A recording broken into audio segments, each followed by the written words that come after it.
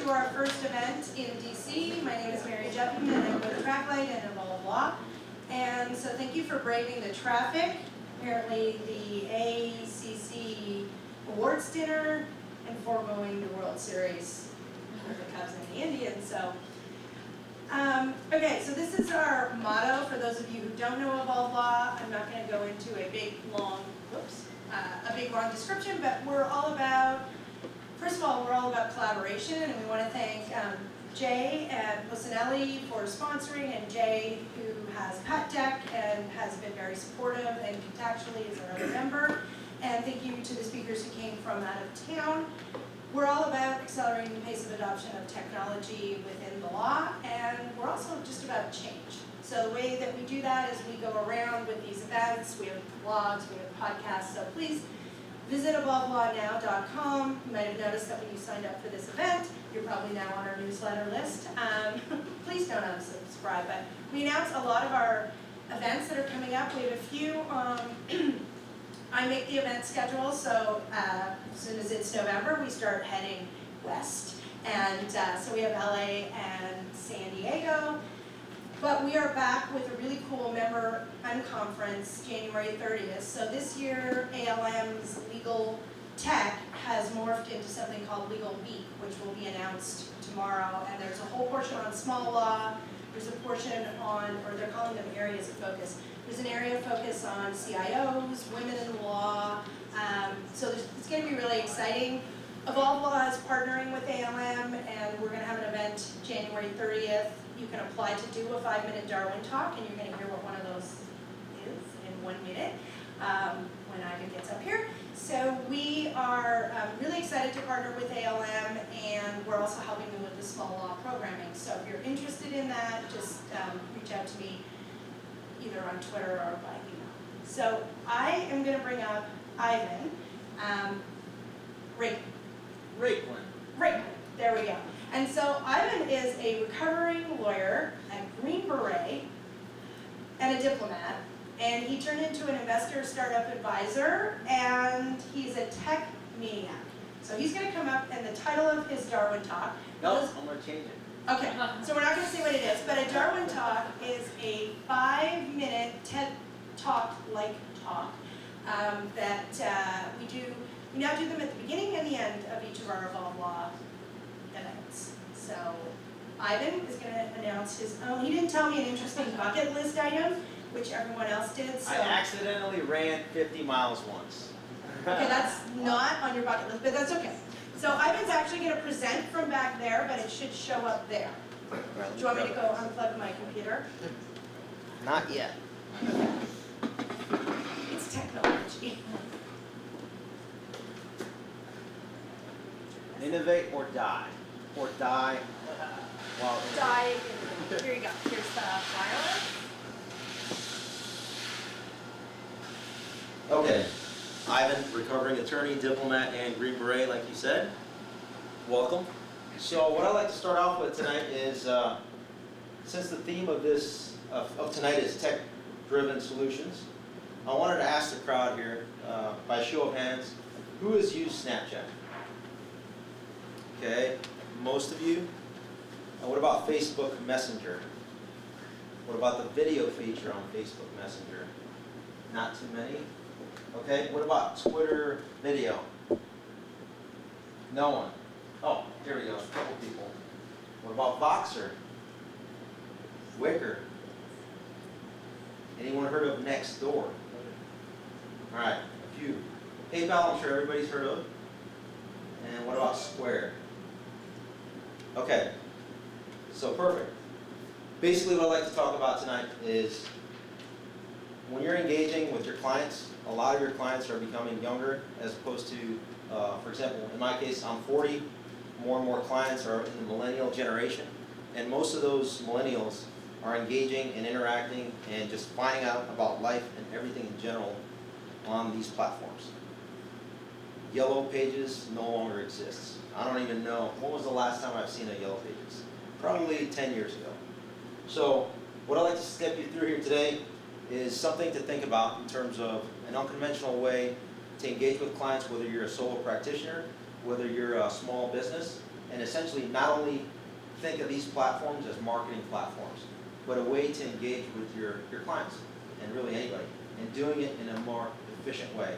I like to call myself a life hacker, and these are some of the tools that I use in order to engage with, whether it be a client, potential client, or really anybody out there.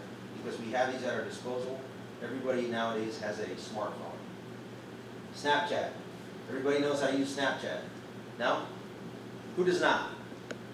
Okay, perfect.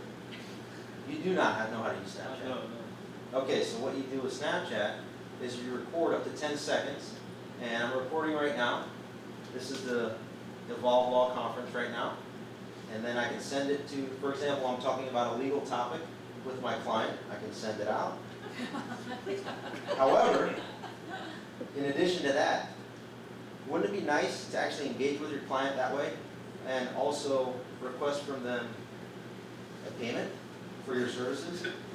Well, you can do that. Say, for example, some of you know who Nick Gershwin is. This is how easy it is to do it. You set up your debit card or credit card, hit the dollar sign as you can see up there, send how much money you want to send, add cash, and press send, and then I'll put in my code, and that's it. I send him money. I can't remember what my code is. So that's Snapchat. So you can charge your clients through Snapchat. It's a very efficient means of communication. Unfortunately, it's only 10 seconds. Now you move into Messenger. It has similar capabilities. You can go ahead and wait, and then wait some more. There we go.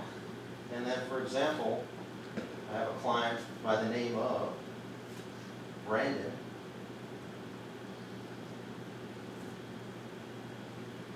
And I don't want to text or type because I'm mobile, I'm on the move, I'm on the go. So what I end up doing is, hey Brandon, I'm at the Legal Tech Conference tonight in DC at WeWork. Where are you? And that, you can communicate that way. Also, you can do it through video in this manner. And then lastly, you can send cash by pressing that button on the right. And then you can charge your clients. So I'll send them $1 for having to bear with me. And there it is. $1 sent. And then Twitter essentially is a means also where you can record up to 2 minutes and 20 seconds with a DM. And I think that's probably a more lengthy. That's me now. That's more of a lengthy video that you can record via DM by doing this. How many of you here have actually used this feature? No one. It's essentially a lot more efficient than an email. In emails, you can't really do a video recording and then send it back and forth. Whereas if you connect with your client on Twitter, with your brand, with your business, with your law firm, then you have a means to communicate pretty efficiently in a more discreet forum through DMs because it's not out there in the public, and you can go ahead and do the same. And I'll round out with a couple of tools that you've probably never heard of. Voxer is a more secure means where you can direct message, whether it's individuals or a group of clients. You can create groups and individuals. You can see here up to 1,000 people in a group, similar to Slack or any of the other tools that we use, but it has the audio, text, and video features. And more importantly, because I am big on efficiency, you can actually play back at 4x. 1, 2, 3, 4. There you go. So that saves a lot of time because I know all attorneys are busy. And lastly, Wicker.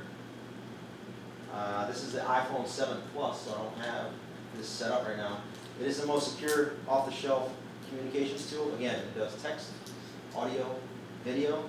So in the event that you have a client that's, say, in a criminal law situation, has evidence that they would like to show you, this is probably a very good means to communicate that information to you if you're a criminal defense attorney, so that they're not putting out information to the public that could potentially get hacked, that could be used against them. That's all I have.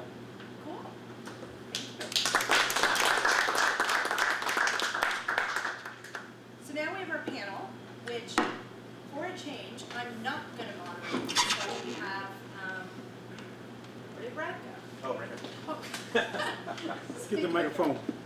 Get the microphone. What's that? Okay.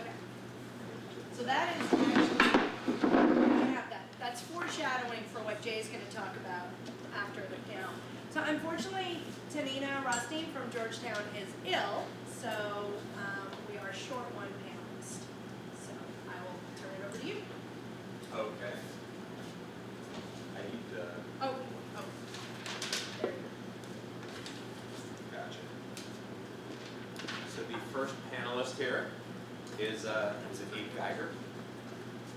Abe? Yeah. Do you want us sitting up here? Is that the, Yeah, that- the idea? Okay. go. Maybe. Right. Yeah, I'm up inside. Abe, do you want to introduce yourself? Sure. I can do your bucket list item. Cool. Yeah. Give Hi. yourself a pitch. Hi, everybody. I'm Abe Geiger. I live in New York. I'm not a lawyer. I went to business school and I've always worked in tech, so I've done a little investing and a lot of operating. At startups, and I started a company called Shake a couple years ago, which is a mobile contracting platform with digital signatures for consumers and small businesses. We were acquired about a year and a half ago by a company called Legal Shield, and I work there now out of our now New York office, and I run product from there with our team. And Legal Shield, if you don't know it, is we have some of our partners here, a network of closed panel network of attorneys, law firms, 39 different law firms across the U.S., and we sell memberships, so monthly membership model, similar to insurance, and cover all kinds of matters for our members underneath that membership, and then those that aren't covered, we handle at a discount. So similar to an insurance model, but delivering legal services at a much lower price point. Doesn't sound like that. Can you guys hear me? Can you use that, can you pass that microphone around, please? Oh, sure. Yeah. Oh. So that's me, and I like soccer, and I have a French bulldog and 2 little kids. Very nice. And I think the bucket list item was just that, attend the World Cup soccer match, To right? the final, yeah. Yeah. One of these times. Excellent, excellent. I guess next up would be Carolyn. Carolyn Elephant. Yes, I'm gonna do a quick intro. sure. That doesn't Here, Let's- if that one's not working, I'll do this.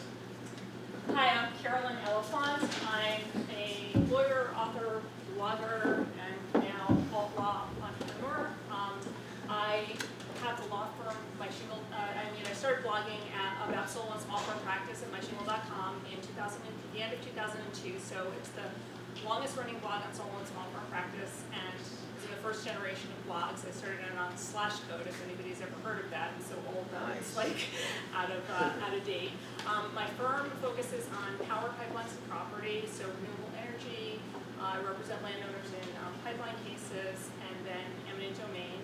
And I recently just launched Power Legal, which is it's not really very original. It's modeled on the platform type of services for freelance attorneys, but mine is industry specific, so it's sort of a proof of concept to see if this type of platform will work for a specific industry, and then it could be transferred from energy to telecom or some other specialized area. And so that's starting next week.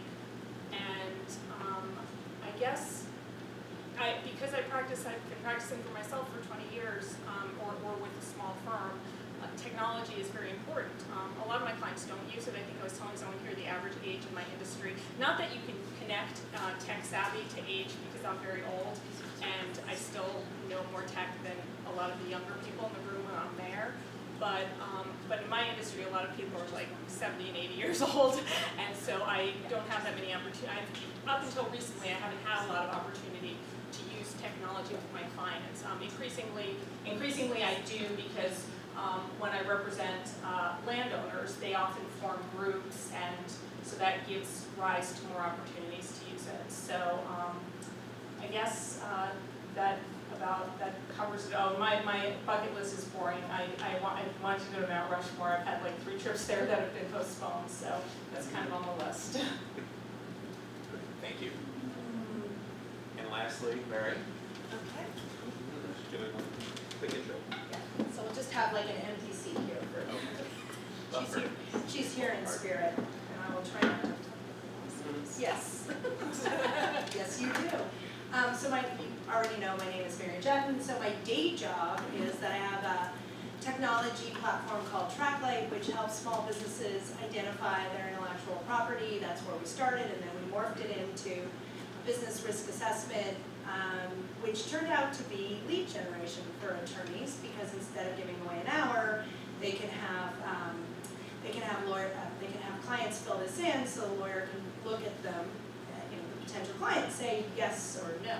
So Jules Miller and I met 2.5 years ago, and we were commiserating over red wine about the long sales cycle for all of our companies in legal tech. So we started doing informal Evolve Law events, and then it morphed into this. And so now that's kind of half of my day job is also Evolve Law.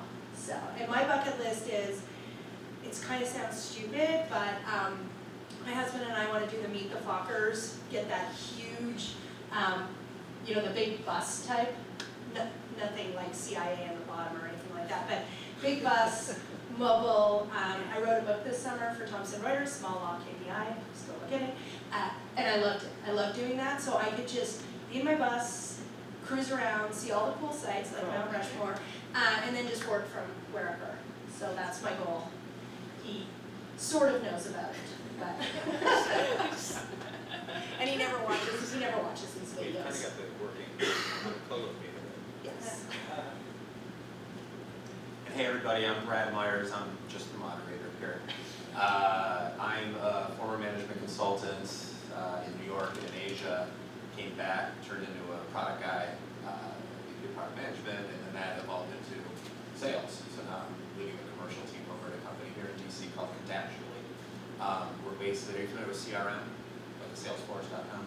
So we're a CRM for service professionals. So anybody whose book of business is derived largely from either the people they know for referral or for repeat customer, that's who we've built the product for. So our two largest verticals are lawyers and real estate agents. You both share that you need to stay on top of the people you know to keep bringing in more money. Again, with lawyers, it's kind of practice area by practice area, of course. My bucket list item is I took sailing lessons a few years ago, so I'm dying to just take a summer and go sail around the Mediterranean. So. Good. So why don't we get started on the panel? Question one. Can we agree that the law needs to change? The law is a vertical. What, if anything, has been the impact of the law by this on-demand economy?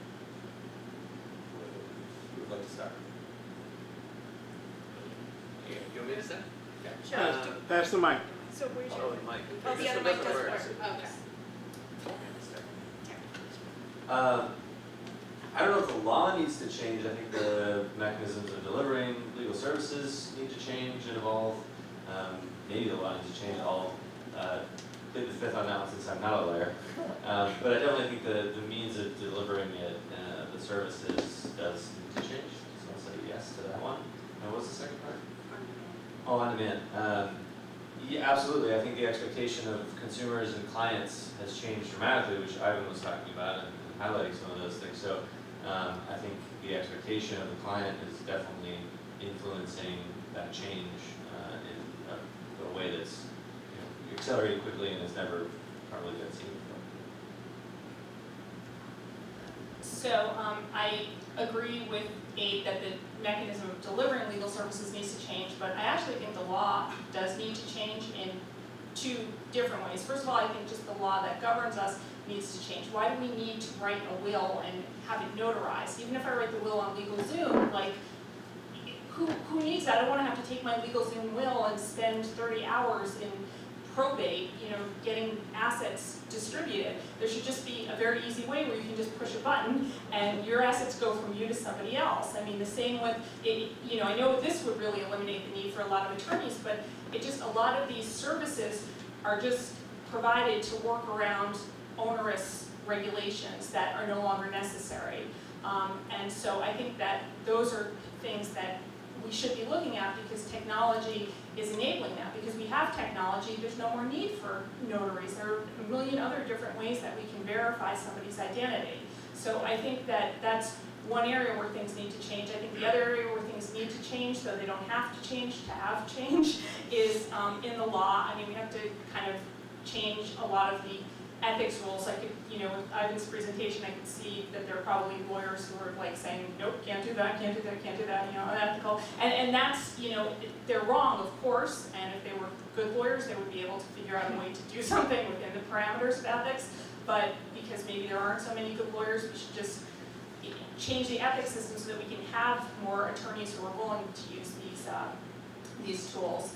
And I think on demand has changed a lot of things too in the way that law is practiced. And I think that for lawyers, it's a challenge to determine when an on-demand service is appropriate for a client and when it's more appropriate to have a longer, more trusted relationship that a client might be willing to pay more for because they're getting more value from. So I think I think there's room for both in this market, and I think that it's really great that there are mechanisms that allow lawyers to deliver such a different range of services.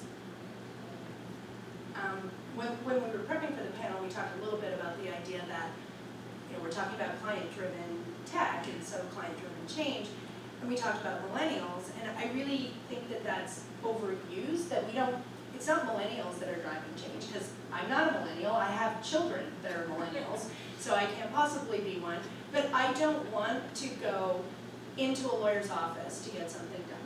I don't want to have to write a check. I don't want to have to sign documents and figure out, now that I don't have a landline anymore, how am I going to fax these, or, so it's not just millennial driven anymore, and I think that's where the lawyers have to change and stop trying to say, it's because of the millennials, or, we'll just hire some associates. I don't know what that strange noise is. We just need to hire some millennials, or associates to deal with the millennials. I think everyone, you look, almost every lawyer that I know has a smartphone. But then they walk into their office and they don't want to use some of the apps that I would show. So I think there's that big difference in opinion. So you all have alluded to a number of ways that client demands are impacting the legal profession. Are there other ones that you think come to mind? Do you lead some of these changes, or are your clients pushing you? Since Carolyn's the practicing attorney. Yeah. So I guess I wouldn't really say that my clients will necessarily push me, but I don't feel as if it's pushing me. I mean, when I represent some of these groups, the reason that I'm actually able to make my services affordable to landowners is I will tell them, I can tell them to put a group together as long as they come up with one mechanism to pay me, that's fine. But I'm willing to, to work with all of them. So they'll often, maybe set something up on Dropbox, and I've tried to move them over to more secure systems.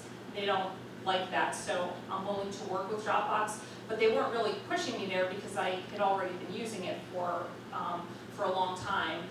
As I said before, some of my energy clients, firms that I work with, they push me away from technology where I have to deliver paper copies and things like that. I did a regulatory hearing here in DC where they brought each person, their solution to paper was they had big tubs under each seat for the council, and every day the tub would fill up with stacks of papers.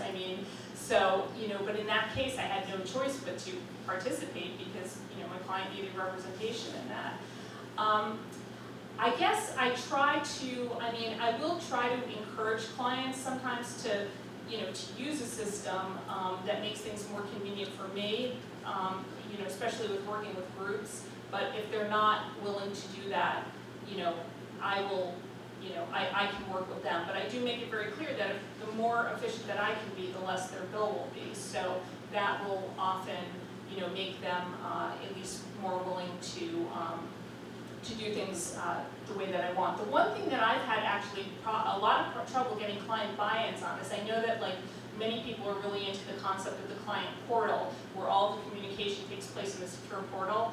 And I can tell you that I have set the portals up, and it doesn't matter. I'm still gonna be getting, emails in 12 different directions from clients who all wanna weigh in on, on a particular pleading that has to be filed. And my solution there is, I try to be as efficient as I can in, keeping track of the mail, but sometimes my solution is really just using an assistant and have her corral all of the information. I have not been able to get buy-in from clients on the portal, and,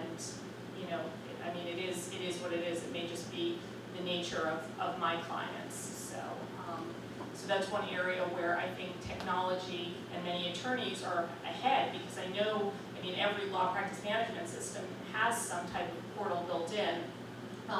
The one time I can get them to use a portal is to download documents. If I've filed a brief with the court, I'll, send them a link and they'll download it themselves. So they'll use it there, but when it's for collaboration, no, they will not communicate with me in a portal, they will not make changes in a portal, just, it doesn't, something like that doesn't work. So that's sort of where the tech is ahead of the clients.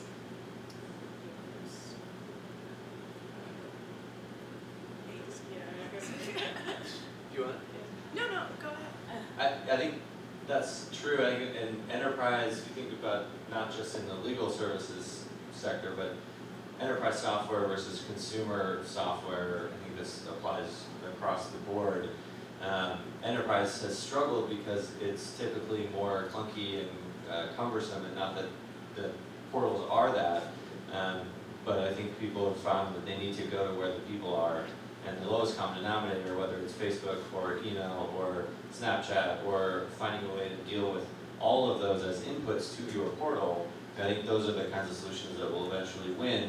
Getting the information, communicating with them on their terms rather than forcing them to do it on your terms is probably the winning strategy if you can do it. So to add to the tools, I think just thinking about how consumers or the clients are changing / dictating in some cases the way that that you may engage with them, and I'm saying this secondhand, having worked with a number of attorneys now and before, there's so much more information available, right? So instead of being the source of all the information, a lot of times you have to redirect, from some information they may have, or a template they may have gotten, right? Like someone may have grabbed a template off of Shake and they're trying to use that and it's the wrong one, it doesn't work for them.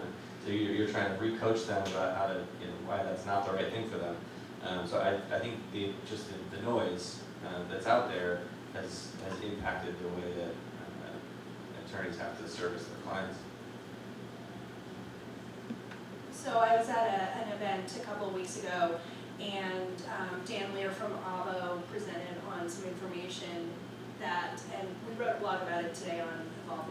I wrote a blog, I try to use we all the time. So the interesting thing is that they surveyed lawyers and then they surveyed their clients in terms of what type of relationship they wanted to have with the lawyer, and it was 52% of them want to have a collaborative relationship with their lawyer, and then there was about a third who saw their lawyer as a savior, just basically throw all the stuff over the wall and let them solve it, and then there was a small, I think it was, if I'm doing the math right, there would be 15% left that wanted to basically manage the lawyer like they were an employee.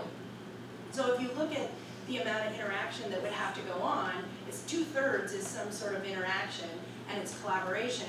And I think, Carolyn, you nailed it. It's that whole idea that if I have to sign into one more system to work with my attorney, or if I have to sign into one more version of Slack, you've got Honey, you've got River, you've got all these different versions. So I think it's really all about making it super simple, and that's what I've been on the client side, and then I work with small businesses who are totally frustrated with their lawyers, and one of the things is this lack of having just kind of one place. And even if that is the less than secure Dropbox, people want something simple. Where do you see the changes coming from, kind of most pressingly, I guess? Is it the firms, the in-house counsels, the technology itself, outside forces? Who do you see driving these changes more than others? Where are there pockets maybe that are more progressive than others? Okay, so I'll just start. I think it comes from in-house counsel because budgets are being squeezed, and consumers are such a big group that it's hard for them to sort of rise up and, you know, they can vote by going to LegalZoom instead of going to a lawyer or going to a lawyer. But I think the in-house counsel is really pressing for some of the same things that consumers want, which is certainty. And there's been this whole movement for flat fees with big companies like Snapchat and Twitter, that seems to be the theme of the evening.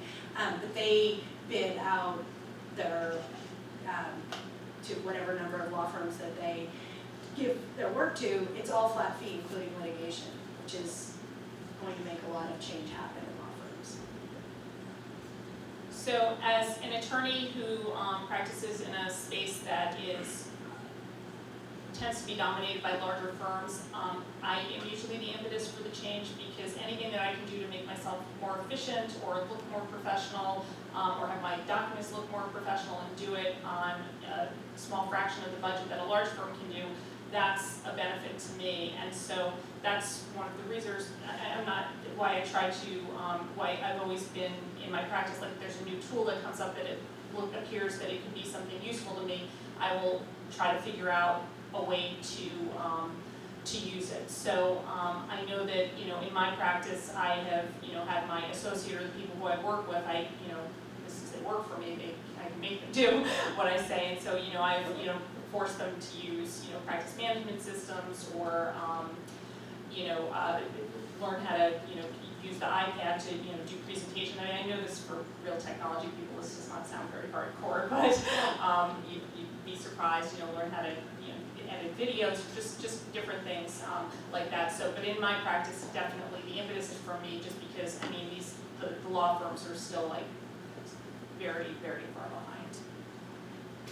Yeah, I agree. I mean, we've talked about, I think consumers are definitely impacting it from the small law or the bottom up to a large degree, but I agree, and I talked about this before, I think, I call it leapfrogging, and I think the small and medium-sized firms are the ones who are innovating a lot more when it comes to practice management, because they need to, right? They feel the pain, they're more agile, they can change more quickly, and so a lot of the stuff that's, you know, going up market, instead of the white shoe law firm sort of pushing down innovation, that's really not where it's coming from. Maybe they're being forced, they are for sure.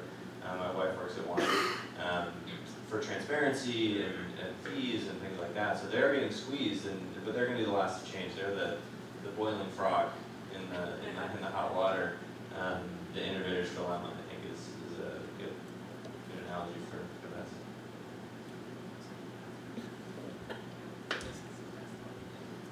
So, what do you think the biggest things are that are preventing lawyers and attorneys from adapting or adopting these new technologies? Risk aversion? What's the obstacle? Stupid ethics rules and stupid bar associations that insist on coming out with rulings on ethics rules, and stupid lawyers who don't realize that you don't have to say, pretty please, bar association, can I use the cloud? You can use it presumptively until somebody says you can't if you determine that it's ethical. So that's one of the things. And the second thing is that I think there are a lot of, there are bona fide security concerns to using certain technologies, but by couching it as an ethics issue, lawyers are more focused on the ethics of using the cloud than on, you know, real technology issues like cybersecurity or hacking. And so even when they do move forward with it, you'll see, you know, some ham-handed firm, you know, does something stupid, you know, like, their system is hacked, or they post something on Twitter that shouldn't be there.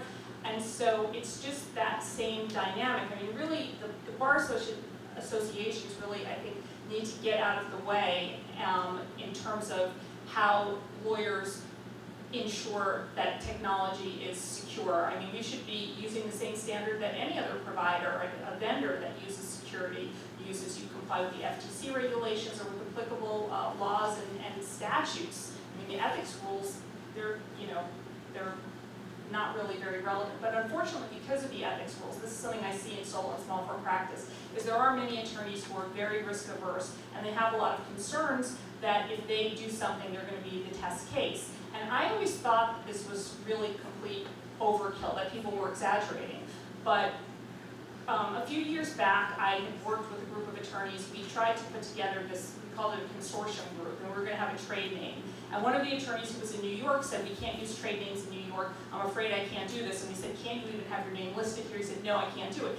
I thought he was being crazy. I thought this is like the guy's complete overkill. But wouldn't you know it, like just a few months ago, the New York Bar came out with this ruling that said that a New York attorney couldn't affiliate with a firm in DC with a trade name. So, you know, it's not necessarily that he would have been the test case, but unfortunately, you can't just, you know, diss those concerns. And so I think that we really have to let up with these decisions. I mean, the most ridiculous ones are the recent ones from South Carolina, Pennsylvania, Ohio, where they say that the AVO system, which I don't particularly like the AVO system. I mean, I wouldn't use it myself, but you know, the consumer goes to the site, AVO offers a flat fee, and they keep a percentage of it. And the bars say, oh, you can't do it that way, that's fee splitting. Well, I guess I can't take credit cards then, because I give a percentage of my fee to the credit card company. I mean, it's just like, it's so insane, it's over the top, and something really has to be done about that.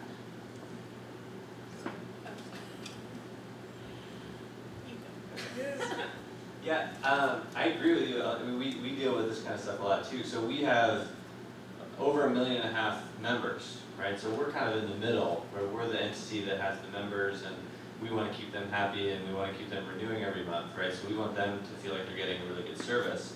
And we want to grow. So we're working with the providers as well, our attorneys. So we have 40 law firms, and we need them to be more efficient. So we're trying to kind of service both sides of that coin, so that they can be more efficient, they can handle more members, our members can be happier, they can call back faster, they can collaborate more easily, they can scan documents and send them from their phone and stuff like that. So we're kind of facilitating that engagement to some extent.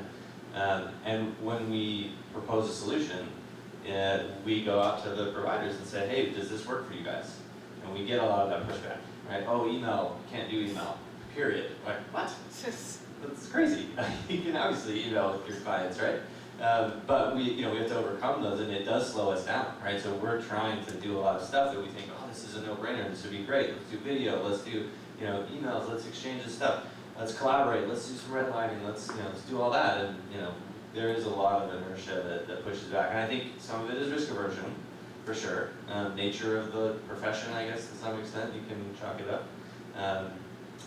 It's been done this way for a long time, right? So people are like, it's not broken, let's not fix it.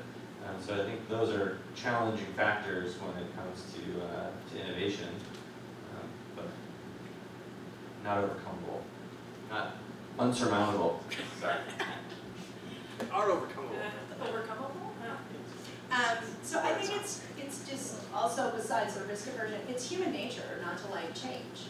I mean, for those of you who might have seen what happened at the Boston event, I just upgraded my phone to the iOS 10, and then I couldn't figure out how to shut off the timer. So I was really annoyed, and I've been very annoyed with the new iOS 10, and I'm supposed to be this proponent of change, yet it's just human nature not to like change.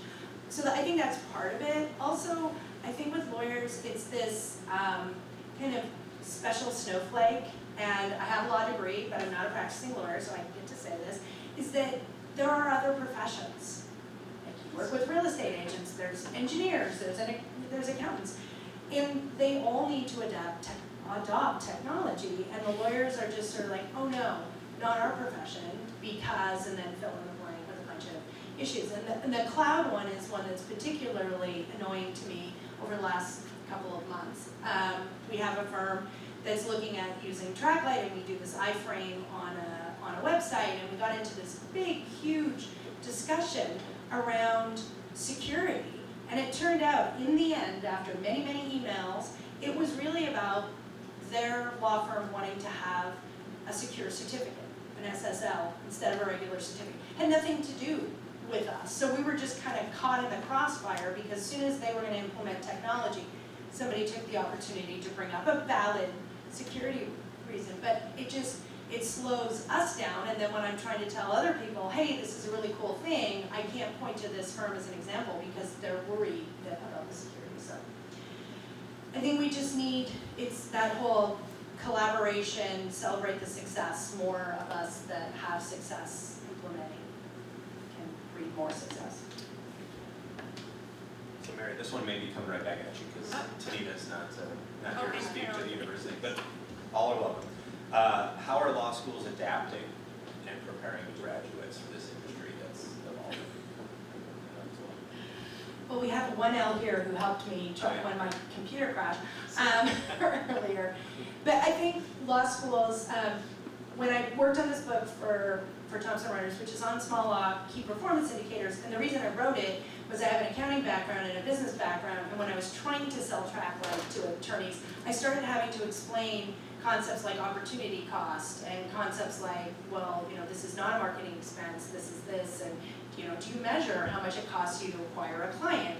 So then I got into this whole small law KPI thing, and then I started researching with some of the schools, like what are the classes? Because I graduated from Arizona State, and so I went back to them and said, hey, with an attorney, and the two of us went back and said, hey, we think we should teach this law practice class. And we were told, we really like the doctrinal approach, we're not so sure we want to do this. And I'm like, you're graduating, it's Phoenix, Arizona.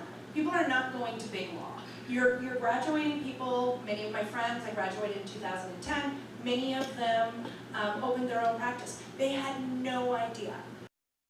Set up stock the iPad for trial with exhibits, and hopefully that way, at least the word will get out, because I just don't know if anything can be done to change the attitude. Now, I don't know what these people are thinking. There's no jobs, are they gonna waitress or do document review? I don't know. I mean, none of it makes sense, and I think that you just have to somehow, I guess the schools have to just maybe value those skills more. Yeah, I think for sure it's not gonna come from the top law schools traditionally, because they still are putting people out to big law. And until that changes, they're probably not gonna change. So the schools that are doing it are not those, right? So Michigan State, not that they're bad law schools, I'm from East Lansing, great school.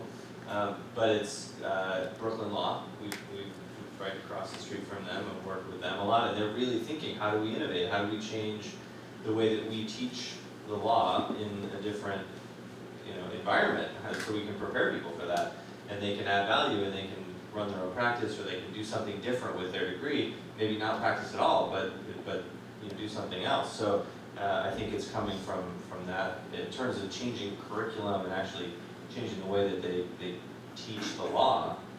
It's not coming from the top schools.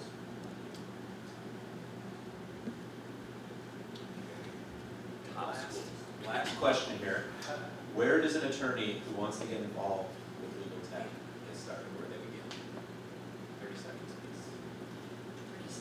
30 seconds, speed round. Okay, they just start by being curious, and they can go to Evolve Law's Legal Tech Toolkit. We have almost 100 cool companies there, but attend events. There's Legal Tech, there's, in DC, there's Legal Hackers. I don't know if there's a legal innovation meetup group, is there here?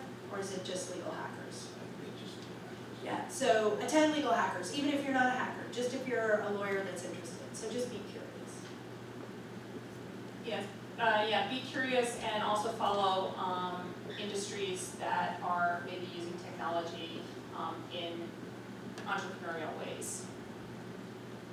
Yeah, I don't have much to add. Follow people, tweet at them, engage, write a blog post, right? It will force you to think about, take a stance on something and get comfortable enough that you want to write about it. I think that's probably a good way to test yourself if you really want to do it or not. And find somebody who's made the transition and take them out to coffee and talk about it.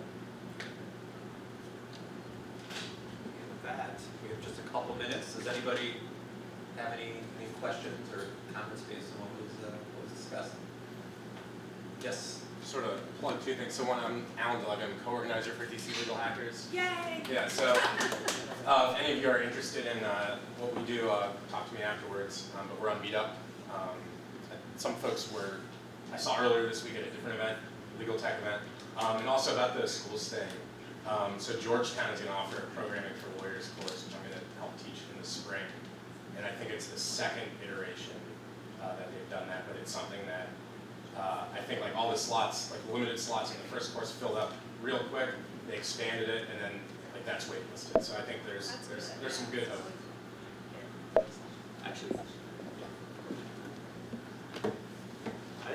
that's awesome, and we met earlier, and computer science undergrad, law student. I think more of that is really good because you think about, I mean, Facebook's a good example, there's a million startup examples of people who solve their own problems, right? So more lawyers with the legal training and technical training, and the easier it becomes to start companies and spin up something on your own and write some, with very little code, you can do a lot now. So I think it'll be interesting to see, hopefully, more innovation coming from people that have both of those skill sets and can solve their own problems, building technology to solve their own problems. So, good for you guys. Anybody else? Okay, great. I think we have one more Dartmouth Yes, talk. we have Jay who's coming up. Thank you, everyone. Thanks, panel. Okay, so, Jay, why don't you introduce yourself while I go over some slides for you? My name is Jay Giuliano, and I'm a founder of PatTech Software. It specializes in helping people understand patents better and generally about how to deliver information to people. And in our principal premises, we believe that a lot of the comments and the ideas should remain in the document, and we deal with PDFs, patent laws, replete with hundreds of millions of PDF documents, and that's really the problem we're trying to solve. I guess we'll just start with the talk. So the talk today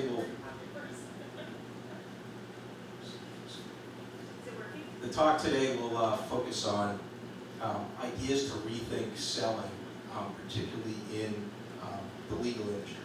So our principal critique is that law firm marketing is not client-focused. It should be, and this is where lawyers, law firms, and maybe legal vendors can also think about some improvement. We're going to walk through some examples of current legal marketing, and then from there talk about some ideas expressed by Simon Sinek, and then maybe another person that you haven't heard about, Kathy Sierra. So let's get to the examples. So the first example is that the service is awesome. The client basically hears that the law firm service is awesome, and we have a global platform. We're going to help clients succeed. In the end, what does that really say to the client? What's the impression that the client's left with when the law firm says our service is superior in some way?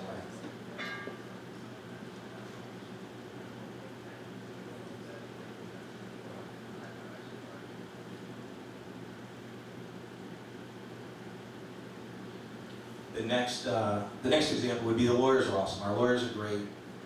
You should use our lawyers because they can do stellar work for you as a client, and that also. Mary, is there a timer on this? Is timer on? Is it? Do you have auto advance going? I don't think so. I couldn't have said that. Okay. So it says the lawyers are awesome, and right. Yeah, it should be. So the principal impression that the principal impression that you might be getting in the client's mind from when the lawyers talk about how great they are, you may not get the impression that you want.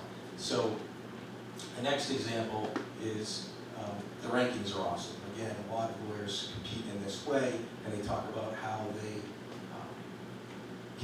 can provide a superior experience based on rankings. But again, that is essentially based on a comparison between you and other lawyers, and it's not client-focused. So the main approach is, how can we think about this different or better and achieve different results? So talk about this notion that Simon Sinek says, start with beliefs. Don't necessarily start with what it is that you do, but focus more on what your beliefs are so you can make a connection with the person. And his principal premise is essentially people do business with people that believe what they believe, and they do that in a way to forge a connection on a human level. Talks about this in terms of the golden circle, says start with why, move to how and what after you've established a common understanding of beliefs, and the beliefs act like a filter. And he says, don't necessarily focus on rankings, don't necessarily focus on the people or the platitudes with respect to your organization, focus more on what the beliefs are that you share in common with that other person. And that's because beliefs forge trust. And when you get to this element of trust, you can actually have a connection with those other people, if you're a lawyer or if you're a law firm or a legal vendor. And when you have that connection and forge that trust, then you can explain the how and the what. A person you may not have heard about is Kathy Sierra. So she focuses on this idea of making the client, the customer, the user better, make the person a badass user. And her principal idea is to say, if you make the user better, if you're client focused, you can achieve better results for different reasons. But let's think about what we're trying to achieve. Her idea is you want to be sustainably desirable with respect to your business. And how do you do that? Well, you don't bribe people and coerce them through the notion of discounts. Second, she talks about rankings, or some of the examples that we use with law firms and lawyers. If you talk on the levels of the examples we discussed originally, that's not particularly effective. And it's really because the client mindset is not what you think it is. The client mindset is, you have to think about why does the client actually do business with you. And it's not because they like your app, it's not because they like your service, it's because they like themselves. And when you focus on selling in that way, you can raise the conversation between you and the lawyer. It's in a similar fashion, kind of mashing it up with what Simon Sinek had to say. You're connecting with them on a different level, and you want to first forge that trust, and after you forge that trust, you can begin to explain ways in which you can improve their lives. So again, how is this different? She talks about how she sold a book. She was a first-time author selling Java books, and she focused more on making the user a badass user, and she couldn't sell in rankings because she had no credibility in the marketplace. And this approach worked. It was very successful for her. And why was it successful? It's really about the notion of referrals, word of mouth. Lawyers, legal vendors, law firms really can benefit from word of mouth. And it's really because people don't refer you, your app, your service, because they necessarily like you. They refer you to others because they like the friends. Again, similar concept to why they use your app. It improves their lives. That's why they also refer it to your friends. So takeaways, resist self-promotion. Second, what Simon Sinek says, essentially start with beliefs, those forge trust. And third, enable the badass client. Make the client materially better today than they were the day before, and that will allow you to be on a path to sustainable desirability. And that's it. Well, thank you, Jay. Sorry about whatever was happening over there. Well, thank you all for coming. Please sign up for the newsletter. Please come and visit Docket Alarm and Aggregate Law and talk to the DC Legal Hackers folks. And thank you for finishing the wine and the food before you go.